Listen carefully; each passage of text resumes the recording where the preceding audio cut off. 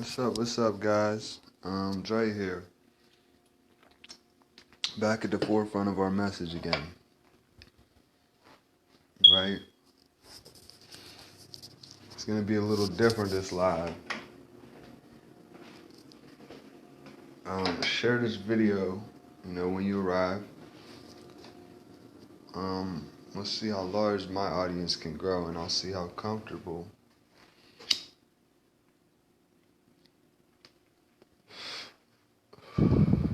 I could become to teach you guys what you want to know, right? Yeah, we're smoking. Never judge a book by its cover, first of all.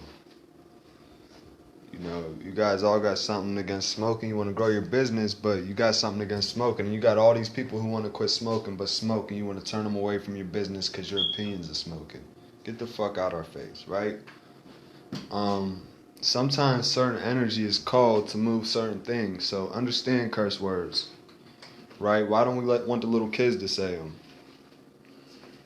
It's not because the word, it's because the feeling of that word.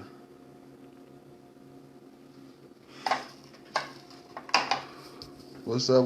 Who we got in here? We done smoking on live, we promise. We ain't here to promote smoking, we're just here to end it. Promote the end of it. Hey Kim, so I want to do this live a little differently, right? Everyone's got a heartbeat, right?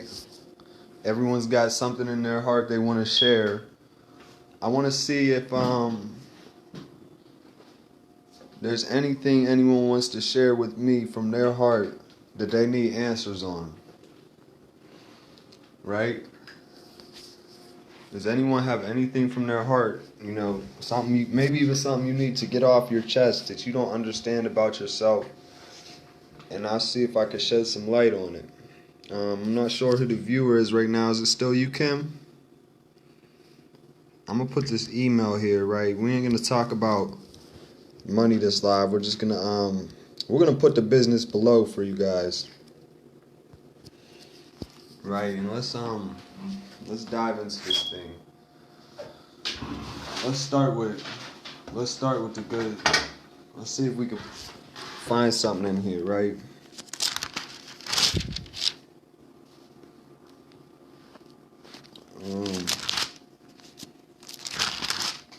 King.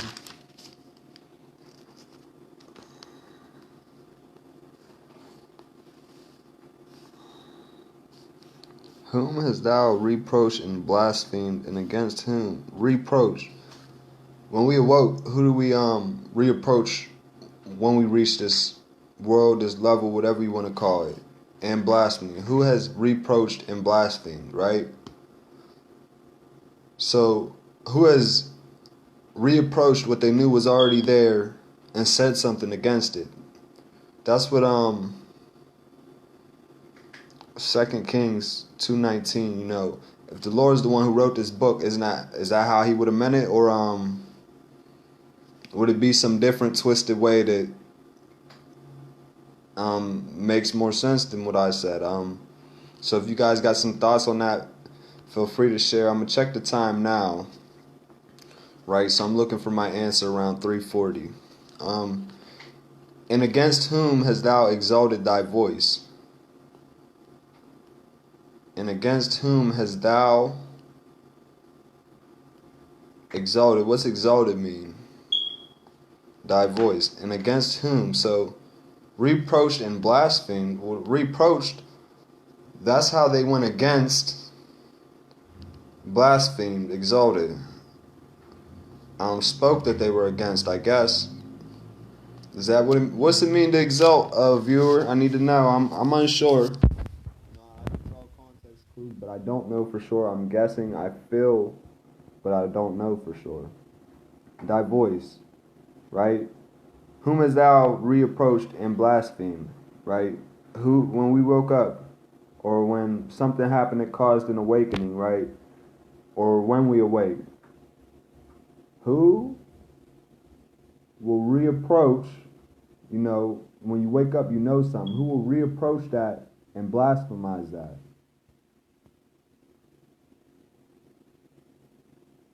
And And against whom? So who is that person speaking to? Right? That they're speaking against. That's who they are. That's why you're confused when we use words like they, da-da-da-da, because it's not you. Has thou exalted thy voice? Exalted. Maybe believed in when they used it. Believed in their voice when they spoke it. Committed to move forward with it regardless of what's feeling around it. Right? And lifted up thine eyes on high, even against the Holy One of Israel. Right? We don't know who this is, guys. That's why he came and died on the cross. We don't know who it is, right? By thy messengers thou hast reproached the Lord. Reapproached him by the messengers, the people working with him. He was able to reproach the presence, the level, the world of that feeling, right? And has said, with the multitude of my chariots, I am come up to the height of the mountains, to the sides of Lebanon, and will cut down the tall cedar trees thereof, and the choice fir trees thereof, and I will enter into the lodgings of his border, and into the forest of his caramel. It doesn't say camel. Like, of his caramel. Right? With the multitude of my chariots. So you see, where they was below the Lord, but they had to come up with their chariots. Their chariots. They don't understand how the Lord is protected. They keep trying to take from the Lord, so they don't understand the whole purpose, because they're trying to take something that's trying to be shown to them, so they can't get past that point that's trying to be shown, because you can't show the other pieces of life if they're trying to take the piece of life required to build the other pieces. But they don't get that. They don't understand that. You know, like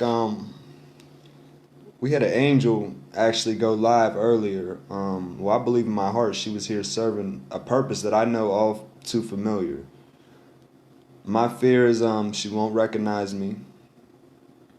But she has 60 viewers and she was spreading the word regardless. You know, that's why I'm afraid she won't recognize me, because she is standing in the darkness, showing these people the light. You know, and there is bad words when she's showing them the light. Well, you think bad words? Do you think it even matters when there's darkness? What the hell bad words are? Right? We're straight in the I'm reading, and how does my thought process work? It feels feelings about what I'm reading, and that's what I get blessed to call myself. I have digged and drunk strange waters, and with the sole of my feet have dried up all the rivers of besieged places. That's powerful, right? He said, with the soles of my feet have dried up all the rivers of besieged places. What does it mean to be in a state of besieged? What does it mean to be in a besieged place? What happens if all the rivers dry up there? Is that good or bad? Right? I'm in a state of not knowing this. I'm sorry. We're gonna show you how to solve all this, right? We're gonna show you what your hearts don't want to see. I'm not gonna go into a mold that was set before me. If I see it and I see it's not my mold. Right, we see a half shekel offering, the atonement. We're in Exodus. Don't get me wrong, I haven't been through this whole book, but I kind of know a lot of things about a little thing, bit of information that a lot of people want to actually see. You know, the people who don't believe, that's essentially they. Right? We're not here to you know, you're not going to put two people who believe up against each other unless you're trying to see something, right? You're trying to see who believes more. You're trying to see who's there to lead, right? So you got the people that walked away from, you know, this message, right? But they're still a part of the whole message. You follow me? You have people that are doing things to their body, right, that they shouldn't have done to their body, that doesn't matter, that they did to their body. But there's a place for them in this picture as well, right? We're just going over the book, guys, and we ain't. I don't know what a sermon is. I ain't preached before. We know when this book touches our hands, we feel a type of way. We look for things that we're feeling for. We're looking for what we feel we picked this book up for.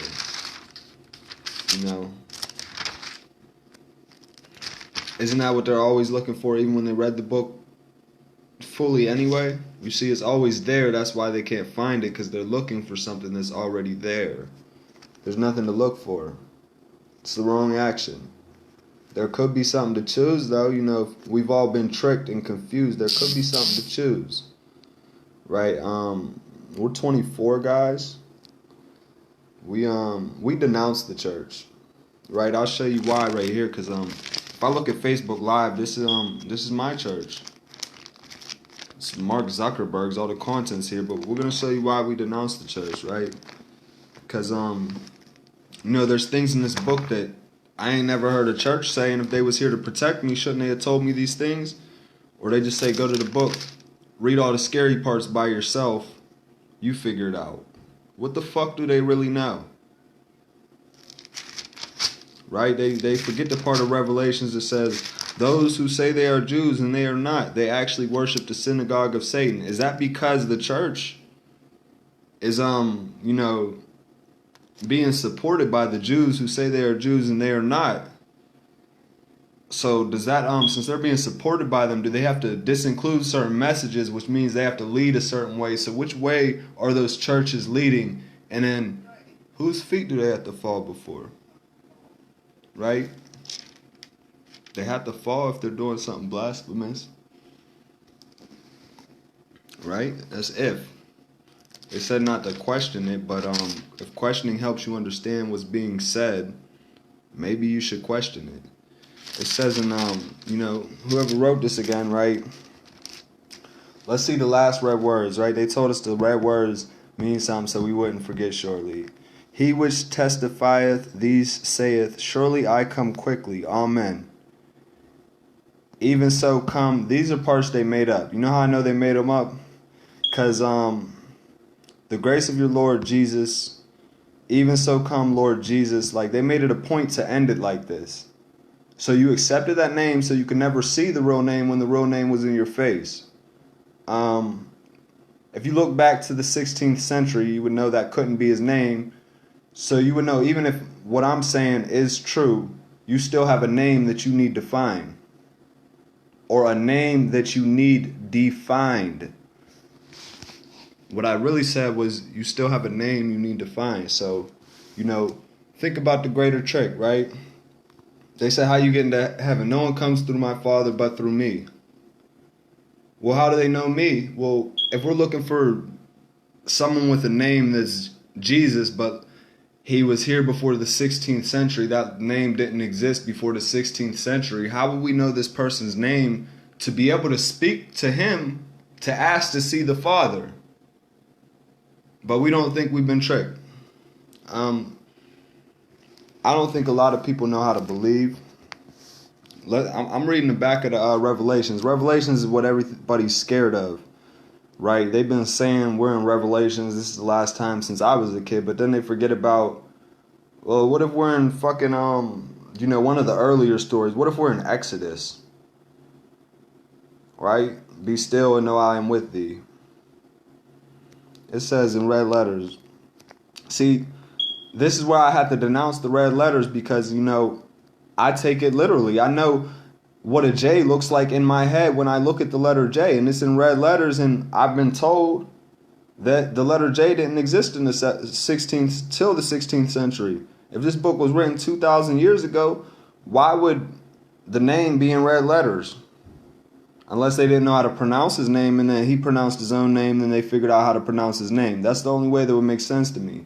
It said, I, Jesus, have sent mine angel. Look, they made a point. I, Jesus, have sent mine angel to testify unto you these things in the churches. Right? I am the root and the offspring of David, and the bright and morning star.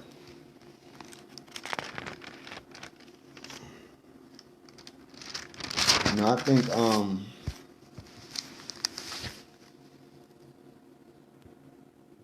I think there's someone messing with God's will, because we live in a world where we think we spoke on the people who's, what do they call it? When somebody cuts off a body part or changes a body part, we're comfortable letting children make those choices. But if that child wanted to smoke, we all stand up and not let the child smoke. But we got greater threats and we just choose to bow down. That's y'all. That's not me. I'm sorry. Y'all must be lost. Y'all must be confused. What's already done, can always be undone. That's if you're not looking in the past. That's if you have faith. Faith requires a certain stage to speak on. It requires you to commit before you can see. It requires you to commit before there's a reward. It requires for you to for you to essentially do what's best for everyone and yourself, and then consider that if you get hurt in the byproduct and everyone else gains a little, you gain. You tell that lie to yourself, you gain, but you do grow after you tell that lie.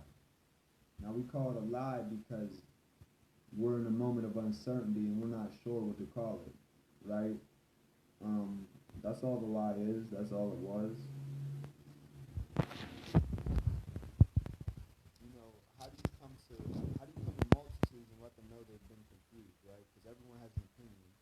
So if you're one person out of the people, right, and you come to the people without your people,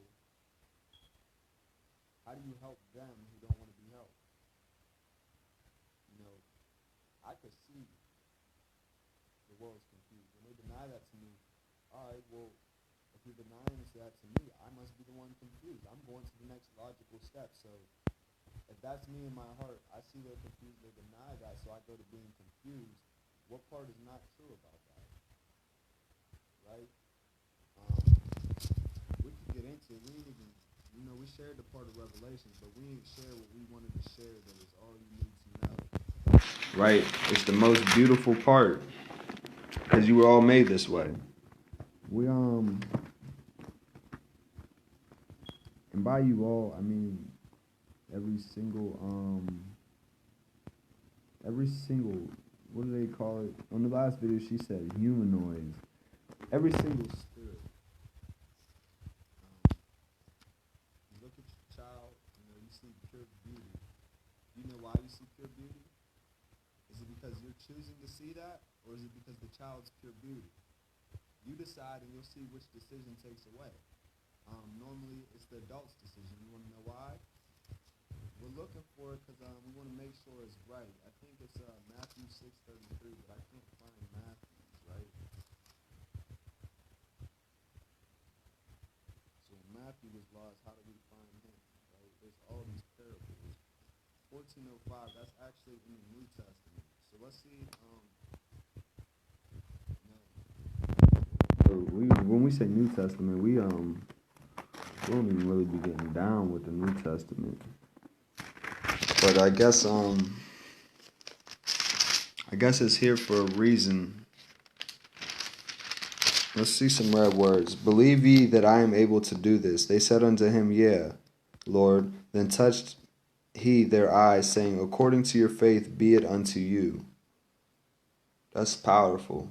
That's Matthew 9:28-29, right?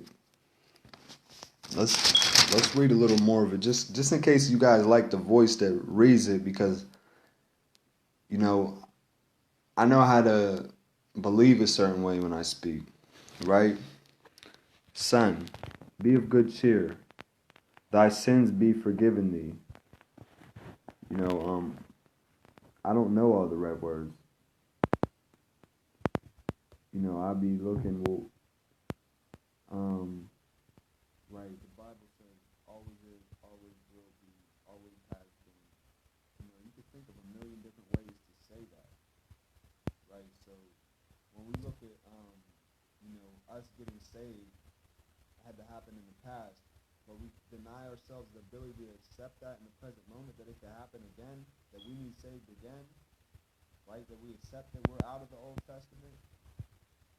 You can't help but feeling the feeling of loss, right? Because someone had to come save you.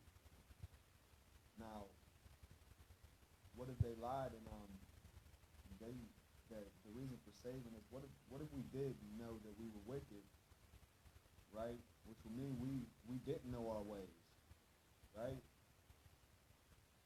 Which means when he got done and got crucified, that's what he got crucified for. But if that was to all happen again, they would start trying to believe that the book never happened before and it has to happen this way.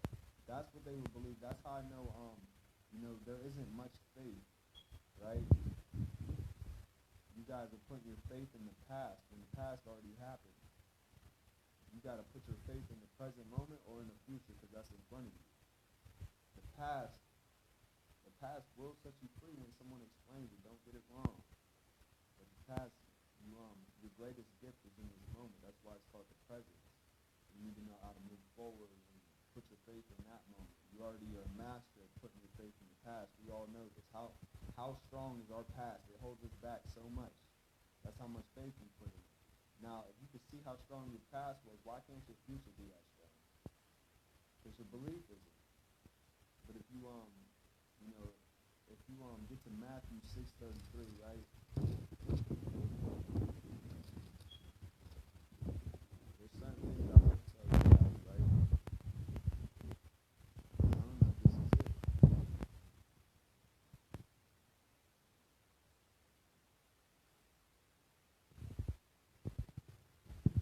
That's Matthew 5. Wherefore, if God so clothe the grass of the field, which today is and tomorrow is cast into the oven, shall he not much more clothe you, O ye of little faith? Right? So this book was here since the beginning of the beginning, right? Let's look at it like that. God been closing shit since then. You don't think he knows how to lead you to where you want to be? Right? And that's why the world's in the place it is, because people, like I said, there is no faith. There is faith here, but it's being put in the past. These people aren't creating it. That's what's changing. People, you know, they're going forward regardless. They forgot one thing about their choices, right? When they're making them, guess who has a whole lot of time, a whole lot of wisdom, and is a mountain that doesn't have to move if it doesn't want to move, right? What happens when they want their will, and you know, their will is equally as important as your will, which means they must have their will and you must have their will, and according to your will, for them to have his will, your will must break. And if that's facts and irrefutable and undeniable, and you choose not to believe, what happens to your will is already written. You have free will. No one said choosing your own path was always the right decision. You know, it's the most important decision, but there is one path, you know, that will always lead to life. I'm not going to tell you guys whose path it is. You guys think I don't know. We didn't get into Matthew 6:33 yet, right? It said, "Thy kingdom come, thy will be done." This is Matthew 6:10. "Thy kingdom come, thy will be done in earth as it is in heaven. Give us this day our daily bread, and forgive us our debts." Our debts is so, you know, why you want to feel that way is because you don't want to feel in debt to people, because you're wasting time in the past feeling that way. You know you have to pay them back. Okay, you don't forget information. You still can move forward, live in the present moment, and not be required to think so much. You just be required to feel more to move where you want to move. Don't sit here. You don't worry about the debts. You're gonna handle them. That's why you took them out, because you could manage them, right? As we forgive our debtors, because our debtors, they know they're not serving us when they lend us money, because they know they're making money. You know, in a transaction, one person needs to make money. What people need to understand is not the debtor's fault, right? When we forgive the debtor, we hurt them. That's how I feel about the red words, right? We're the ones taking out the debt. We need to go take that debt and make some money with it and pay back the debt. But chances are we put someone into debt. That's why we must forgive our debtors, right? Because for our debtors to remain in a state of abundance and wealth, we need to remain in a state of abundance and wealth. So first, we must take from them to fulfill what's ours, to give back to them and give back to that person. You know, how can we manage our loss in that time, right? How can we make sure we don't take away what's not ours, right? Don't get me wrong. People have things that are yours that they're holding from you. And lead us not into temptation, but deliver us from evil, right? That's the moment of uncertainty. Lead us not into temptation, but deliver us from evil, right? We get led into temptation. Don't get it twisted. We get led into temptation. If we choose to understand, we can recognize where we're at, right? And then we could deliver us from evil. But we have to recognize the temptation. The temptation is gonna we live in a world where people give power to it. They don't understand their own power, that they don't have to face temptation, right? So we have to deliver from temptation. This is interesting. For thine kingdom and the power and the glory forever. Amen. Right? I just told you guys that was the moment of uncertainty you have to decide through. For thine is the kingdom and the power and the glory forever. Amen. For if you forgive men their trespasses, your heavenly Father will also forgive you. You know, if you change your way, how you feel about you have to go hurt someone. There's people in this world who want to hurt people. There's people in this world who want to take people. There's people in this world who don't understand that you're not taking, it's being given to you, right? For if you forgive men for their trespass, for how they wronged you, right? Your heavenly Father will also forgive you, which means he allows you to move forward. Right? If we can forgive ourselves, we could be allowed to move forward, because we got to understand there's a line. That line can be crossed. That line is being crossed. That line will not continue to be crossed without consequence. Right? We don't know when the consequences are coming for passing that line, but we are being warned.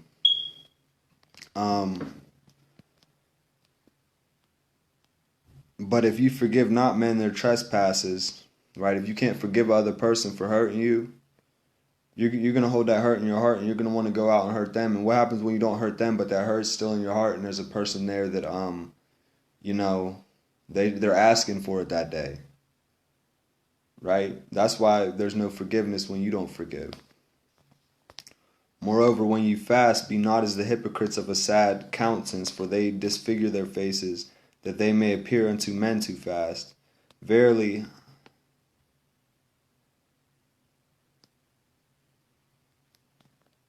I say unto you, they have their reward. Right? The people that's fasting, they have their reward. They're right now they're mad at whoever this is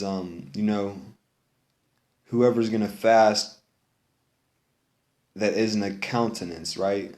They're not counting their reward. They're not doing it for that. They're doing it because it's a way of life. They're not keeping track of it. That's what I think countenance means. They have their reward, right? They want to keep counting for it. Keep counting your reward. Keep going. Keep counting it. It's all you get. Right? But if you accept that as a way of life, and you're not going to accept a bad way of life, you got to live that way for the rest of your life. You'll accept a good way of life, become that way. You'll share that way, and people will want to become that way with you. They'll see the greater purpose. It won't be about who did it first, who did it last. It will be about who became. Who became. Who chose to become. Right? The Bible also says, for surely I tell you, ye are gods. Like, it says that. Go Google. You guys still have it? But thou, when I fast, anoint thy head and wash thy face, that thou appear not unto men to fast, but unto thy Father which is in secret. Thy Father which seeth in secret shall reward thee openly. Lay not up for yourselves treasures upon earth, where moth and rust doeth corrupt. Right? You're gonna get all these. He's not saying, don't go out and build your wealth. He's saying,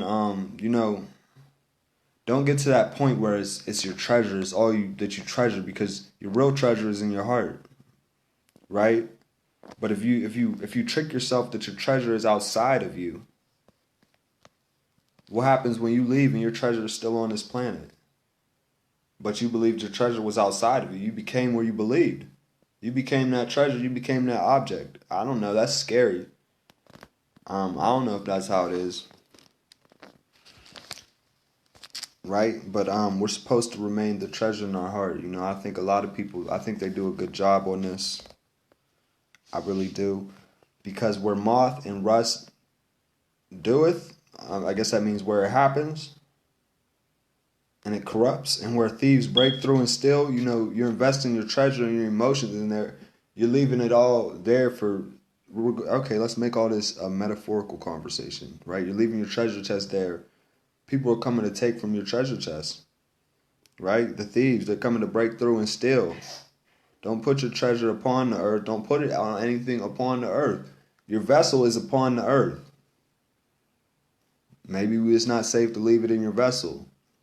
That would overcome so many fears alone. You'd have to be free the moment you did that, and you would still be in your vessel. But lay up for yourselves treasures in heavens, right? If you're spending time, your treasures in heavens. Make your heart acceptable to yourself. If you see things inside yourself you want to change those things. Don't become the opposite of those things. That's not what you want. You're going to be unhappy when you become the opposite of what you want. How you become what you want is by choosing it. Where neither moth nor rust doeth corrupt, and where thieves do not break through nor steal. For where your treasure is, there will your heart be also. The light of the body is the eye. If therefore thine eye be single, thy whole body shall be full of light. So how we make a single eye? That's the all-seeing eye. Your whole body will be light. Well, look who it's talking to. The light of the body is the eye. If therefore thine eye, who is thine? Or what is thine? Thine eye, thy eye, be single. This is lack. This is you have to take something away to get this effect. This isn't what we're talking about. Abundance. I could see past both my eyes and have one vision, right?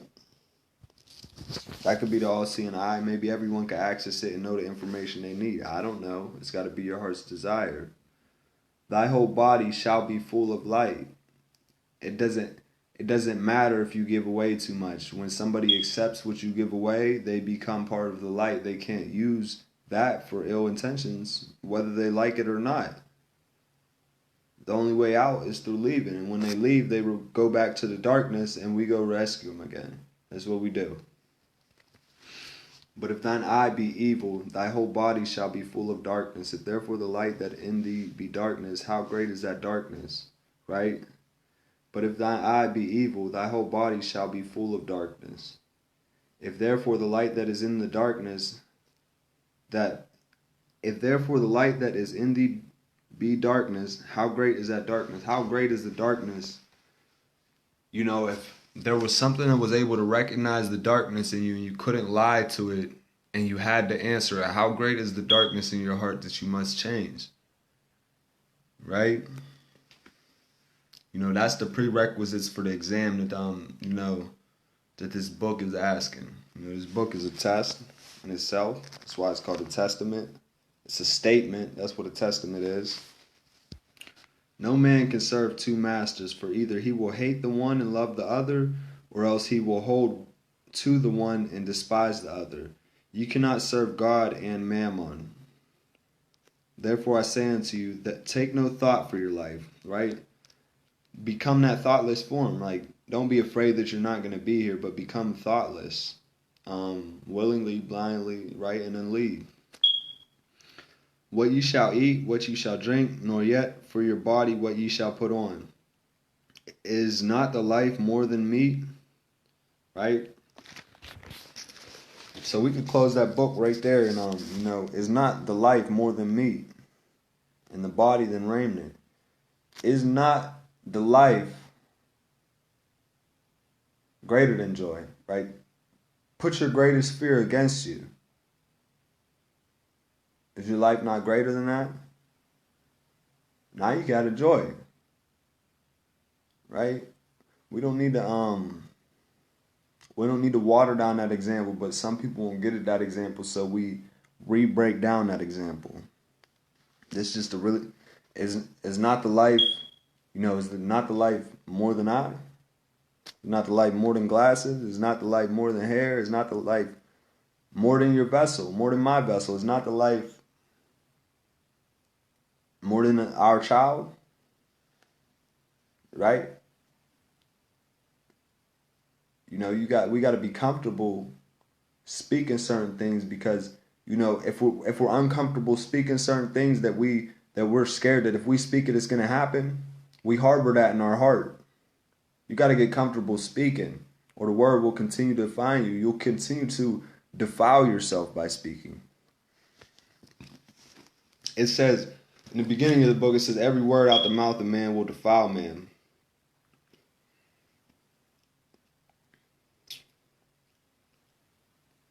That sounds like darkness to me, is how the book starts. You can't even say shit. That also sounds like light to me, because you can't even say shit. Right? If you defile yourself by speaking, alright, I ain't speaking. I'm gonna defile myself. I can't say shit. Oh, I'm not speaking. I'm thinking. That's how we know shit. So then when you know something to be true, right, this world, it's got all these things that it says is true, is true, is true, is true, is true. And there's just one thing that everyone has a hard time accepting is true, which is what happens after we leave here. Well, first of all, we come from a place where we don't even think one person could be on this planet that could actually know. That's how I know we don't want to know the answer to that question. Which of you by taking thought can add 1 cubit unto his stature? And why take ye thought for raiment? And why take ye thought for raiment? Consider the lilies of the field, how they grow, they toil not, neither do they spin. And yet I say unto you, that even Solomon in all his glory was not arrayed like one of these.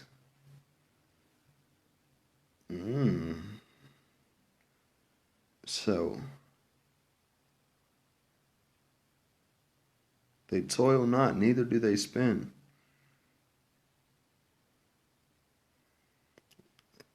In the eyes of the Lord, and all of Solomon's glory was not arrayed, lined up a line like one of these. So God's giving you a sign. This is a sign, believe it or not. Understand the sign. The sign is greater than it's greater than you believe, right? That's what it's talking about. So he's on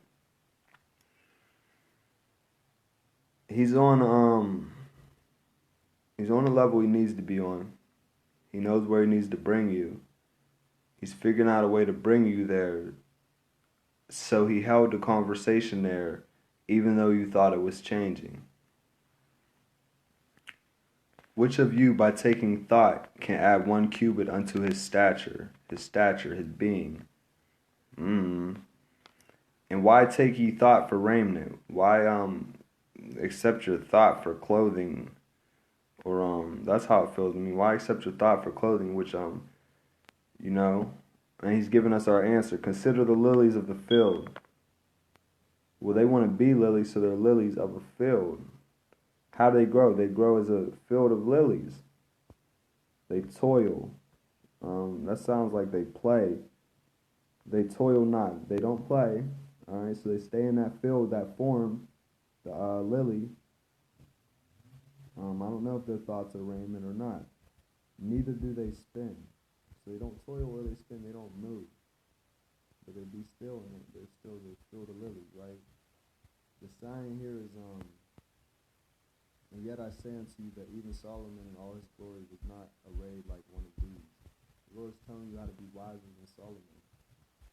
You know, he uses Solomon as an example, as a pillar of wisdom. He doesn't use Solomon again in this example to remove that pillar of wisdom. He shows you how to properly compare two things of great stature, right? Solomon, who he's built up and exalted by his word, as wisdom. You know, it's a pillar of wisdom, right? And he's filled with toil. Well, these fields of lilies, right? These lilies, you know, maybe God's talking to people, right? But it's more than that. While he's talking to these people, he's comparing these people to something, right? The wisdom inside of these people to that of the lilies. Well, that's just one example in nature, so right, you get a whole bunch of other different examples. That's how I know it's a sign, right? God doesn't want you to be confused. He won't allow you to be. That's if you allow him though, right? You have your will at the end of the day. God does not want you to be confused as long as you don't allow him to be. Your will doesn't have to involve blocking God. Your will doesn't have involvement in God, but your will, if you disallow God or God's not allowed to be there, don't expect him to be there. Right? But what you say?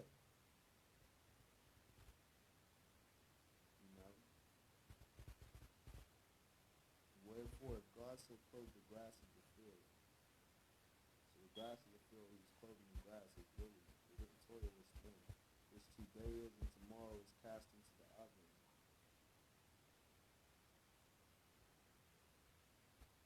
Okay, so 2.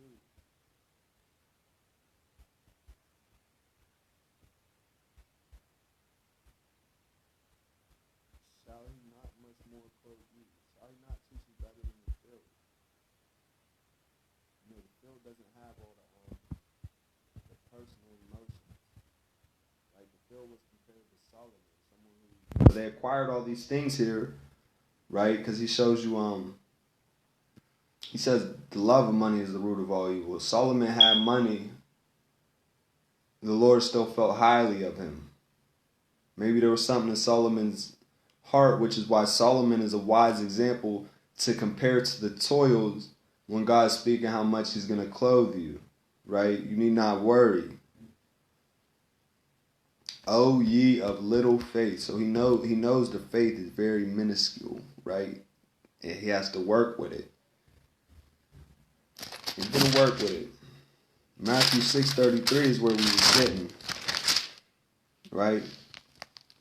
Saying, what shall we eat, or what shall we drink, or wherewithal shall we be clothed? For all these things do the Gentiles seek. So the Gentiles, you have to think of who's a needy people on this planet, right? Or you have to find everyone else's identity before you know who the Gentiles are. I know the Gentiles' identity. I just didn't, I wasn't open to believing it at first. It's, for lack of better word, we had to move past this message and, we got to figure out why these Gentiles are worrying, what shall we eat? What shall we drink? Wherewithal shall we be clothed? Unless maybe the Gentiles have a different purpose that we don't see. right? Maybe the Gentiles are asking these questions from a place of, the Bible says, those who brought those into bondage will be brought into bondage. Maybe they're asking these questions because they're somewhere with someone and they must do something for these people, but these people are blind how to choose for this Gentile to do that for them. And then these people understand why the Gentile did what they did to them. Right, guys?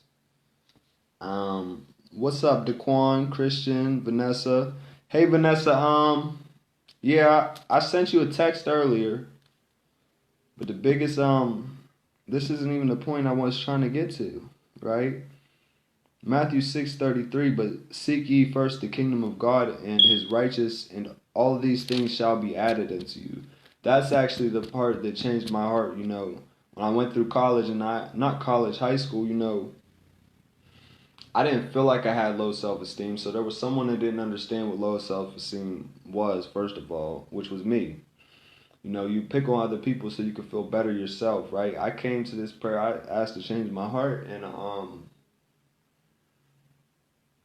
didn't understand why I had to. It felt like I had to. It felt like that's just what was accepted, and that's a decision I prayed for when I was 17, 18, right? So the wisdom inside me is it's inside me. I'm here to lead. I think my purpose is I think it's real hard for a lot of other people to see. But that's okay because I see it. The note I wanted to leave you guys on was why you don't need to worry. We have a force here, right? That a lot of you are afraid. I say a lot of you because some of you aren't included in the force because some of you are actually the force. I'm going to tell you who the force is. The force is the children, whether you believe it or not. But, that should lift a burden up off your shoulders why you don't need to worry, because why would I put my trust in children? Why don't you put your trust in children? Are you not a child yourself? The book says you must be humble as a child to enter the kingdom of heaven. I don't deny that part. If I see an adult way in myself, I'm willing to change it. Those are just two words. When them two words shrug, what are we? We're beings. Who's closer to this being than us? Well, how long have we been disconnected from it? Right? To admit there's something after here, you have to admit part of the past that you agreed not to see, which was the beginning. Right? That's how we get to the future.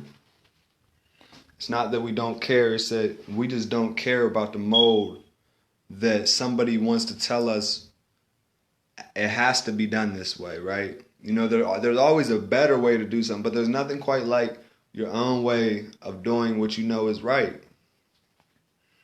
Right?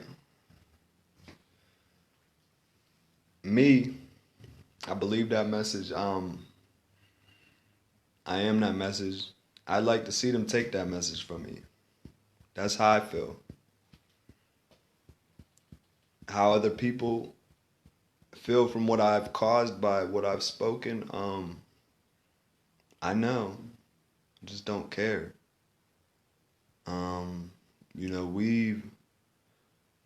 We've weighed the outcomes of what everything is really. What's worth changing, what's worth keeping. We've understood that, we need not look outside of ourselves for outside information to accept our purpose, because our purpose we've already known in our hearts, right? We might get new information on the path. That doesn't mean I didn't know the information. I knew the information was coming. Therefore, I knew the information would be there when I needed to be there. Therefore, I knew I would know that information and I didn't need to learn it at the time they thought I needed to mold it.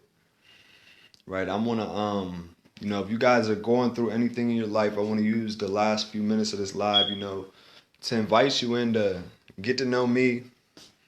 Hopefully, I could teach you to know yourself a little better, right? I'm open to traveling the world, meeting new people and things like that. We're from Western Pennsylvania, Newcastle. The Bible said there will be a Newcastle. I forgot to throw that part in there. This city, I had a friend a couple years ago. She said she felt she was led here to heal this city, to heal the waters of the city. She's older than me by quite a bit. But I believed her when she said that, and my spirit felt a lot older. And I knew it to be true.